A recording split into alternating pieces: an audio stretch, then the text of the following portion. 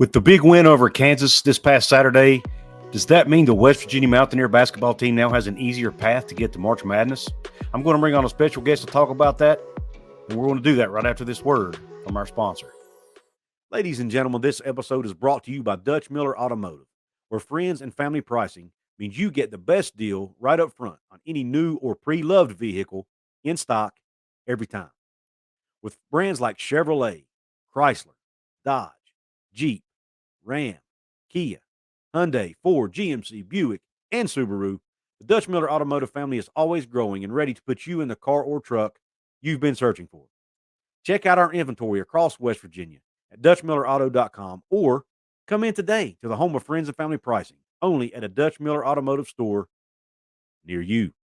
What is up, guys? This is Couz here on another episode of Hoops from the Hills. My partner, Mountaineer Paul, could not be with me today. However, I did bring on a special guest that's going to sit down and talk some hoops with us, and that is Wyatt from WC Graphic Design and Voice of Morgantown. How you doing, Wyatt? I'm good. How are you, Couz? Doing well, man. It's good to have you on the show. I'm glad to be here.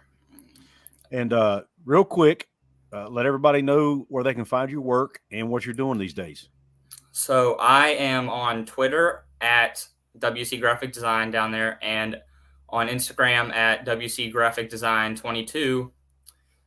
And I think that's all my socials. And I do graphic design for the Voice of Morgantown, and I have been for about a year now. And just everything WVU. Right. Love my Mountaineers. Right. Yep. Wyatt's a huge Mountaineer fan. He also made the logo you see up in the corner of your screen right there, as well as the logos for my football channel, Couz's Corner, and Mountaineer Paul Talks Football. So Wyatt is, so if you need any graphic design work done, he's your guy. Absolutely. So anyway, and by the way, if you do, be sure to reach out to him on his socials. Wyatt, let's dive right in, man, and talk some West Virginia hoops. And of course, we're going to talk a little bit of football, too, here before the show's over. But I just want to get your thoughts, first of all, what it meant for you as a fan to be watching that game on Saturday and see the Mountaineers knock off Kansas. Absolutely. I started watching WVU in 2021. Like, I was born in Morgantown at Ruby. And I mean, I grew up a Mountaineer, but I only started watching a couple years ago. And so this was my first huge upset over Kansas that I've been able to watch. So Right. it was amazing, especially coming off another huge win at Texas and disappointing loss in Norman. But it was a huge win to see him knock off the third-ranked Jayhawks. And what do you think about seeing the students storm the court? It was pretty cool, huh? That was amazing. I can't wait to be one of them. I hear you. Yeah, that's awesome. Yeah. I didn't go to WVU myself, and I've never been to a game where a court storming has happened. So never got to experience it, but it is pretty cool to see it. And I know a lot of people don't like court storming. Yeah. But with this team, with all the crap they've had to deal with this year, and this offseason, you know what? They deserved it, in my opinion, and the fan base deserved it. You know, as long as they do it, needed it. Absolutely. As long as they do it safely, I'm perfectly fine with it. Yeah, it was. I went to the Oklahoma versus West Virginia game at the Coliseum a few years ago, and they lost with Gabe Osaboyan. He was the only thing keeping us in it, drawing fouls. Yeah. But right, it was a good win to watch. Right, absolutely. Well, after that win, man, we know this team's struggling. They're 7-11 right now. They've had a lot of adversity to face. They've knocked off 2 ranked teams in the past 3 games, both at home, obviously, with Texas and now Kansas. Yeah. Still a lot of season left to play. What are your thoughts on their potential that they get into March Madness? You still think it's doable? I think it's a very hard challenge because Big 12 has been for several years biggest, hardest basketball conference in the country. Anybody can lose. I mean, you could take the best college basketball team the last 20 years.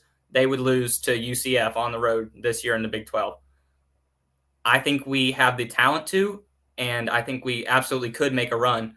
And Brad put out a tweet the other day saying that West Virginia could beat anybody, and I believe that. With Jesse Edwards back especially, we can absolutely make some noise in the Big 12 and maybe make a push for March. Yeah, it's going to be a tough road to hoe. It's a tough hill to climb, no pun intended. But I do think it's doable. I mean, I was looking at their record this morning, and number of games they've got left and all that. They have 13 games left. At minimum, they probably need to win at least 10 to 11 more games in the regular season, that is, to get into the tournament, which means they can only drop a couple from here on out, which is, in this conference, is a tall task, right?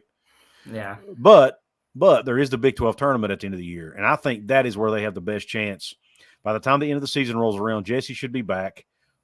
Hopefully, everybody else will remain healthy.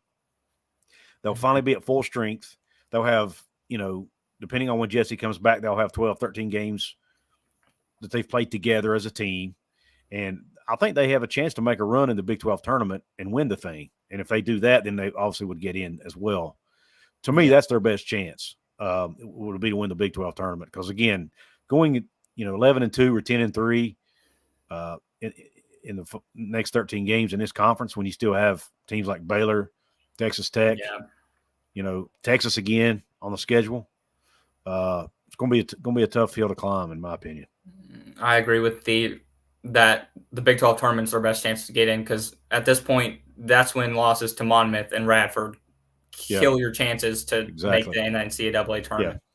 Like, you can't have those losses in out-of-conference play and then expect to go lose 4 games total in the Big 12. Normally 4 games total in the Big 12 get you in regardless, but 4 losses, I mean. But like you mentioned, those losses are so bad. And I said on a previous show with Paul that typically 17, 18 wins get you into the tournament in the Big 12 because it's such a tough league. Yeah. But I think because West Virginia did lose those games to Radford and Monmouth and UMass and others, they probably need to win 20 games to get in. Now, if that's the case, they really basically can't lose another game, which is, I don't want to say impossible, but nearly impossible. Yeah. Exactly. But I also left a caveat or 2 caveats, one being the Big 12 tournament piece, and the other one being, even if they can reel off 10, 11 wins out of the next 13 games, would the committee look at it and say, you know what, this team was not at full strength when they lost those games to Monmouth and when they lost those games to Radford? They only had 6 or 7 guys. They didn't have Jesse, or they didn't have Kirk Creaso. They didn't have Raekwon Battle, on and on. Yeah. Maybe they'll take that in consideration and put them in anyway. I don't know. But even then, I still think even getting to 10 or 11 wins at this point is going to be a tall task, right? Yeah, I mean, I think this whole situation, even with Raekwon and Jesse and Kerr, like, if they did those things and went to Kansas, they would not have been cracked down on so hard like they have at West Virginia. It's just how it is. And I think they would be stupid not to, of course, consider that, because Raekwon has 20 points a game over like 6-7 games. So I think they would consider it. But in the end, if we only had 15, 16 wins total on the season, I don't see a way they would put us in. Yeah, I agree with you. They're supposed to look at everything equally, I think. But we all know the committee, they do look at what you've done at the end of the season. A lot, what teams are hot and stuff like that. But it'll be interesting to see if let's hope that gets to that point. I hope that this team wins enough games to be in consideration. To me, if they can do that, with the adversity they faced, it's pretty admirable in my opinion. If they're able, let me phrase the question a different way. As far as Josh Eilert goes and bringing him back for next season, do you think he's done enough already? What in your mind would be enough to bring him back for the next season? I think we have 7 wins now. We need to get to 14, 13 at least, because he has faced more than any other head coach in a long time. Mm-hmm. Like, what he has faced coming into this program, taking over from a Hall of Fame coach, that's like almost never happened before. Right. I think him and Ren Baker, what they've done to our program in this year, like, if that happened to any other program with any other leaders, I think they would be 5 wins on the whole season.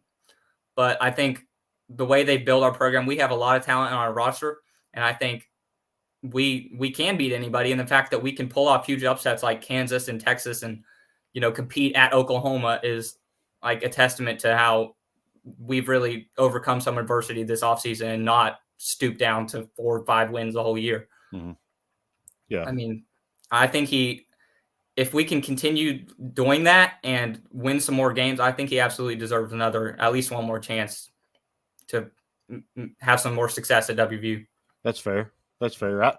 I've really been kind of holding out my judgment to see how the season plays out. I don't really want to form an opinion right now. I do trust Wren Baker. I think he has done a great job. If you look over his career, even hiring Mark Kellogg as the women's coach at West Virginia is one example, but he's done it at almost every stop. He's had to hire a lot of basketball coaches in his time as AD in his career, and almost every one of them have been successful. So I trust his judgment on that. Yeah. Whatever the case may be, I just want whatever's best for the program, Yeah. So that's where I'm sitting right now. I think it's too early personally to really say one way or the other, but I agree with that. But I hope, like, whatever decision Wren does for the program, I hope that Josh Eilert can stay on the staff with West Virginia, because I think he is a good assistant coach or head coach if he continues to perform. But I mean, definitely it's a little early to judge exactly, definitely what we should do. But I absolutely trust in Wren Baker. I mean, Mark Kellogg was an A+ hire. I mean, they just got ranked again. They're 15-2 or something like that. Yeah, like the women are doing really well. So they should be ranked higher, in my opinion. I mean, I agree. They held 2 teams scoreless in the first quarter. I mean, nobody else has ever done that at this level. So that's insane. I don't think they're getting enough love and attention. But anyway, and part of that's probably the fault of folks like myself. We're not giving them enough love, But it's hard to cover every sport. Any last thing you want to say, Wyatt, before we say goodbye to these fine folks? Well, thank you for having me on the show. I really appreciate it. I think it'll be interesting to see what happens with the basketball team. It will. Absolutely, it will. I think they definitely have a lot of potential, just like the football team next year, but see if we can capitalize on it. Let's do it. All right, man. Well, thanks again for coming on, and good luck to you. All right, thank you. Mm-hmm. Bye. Bye.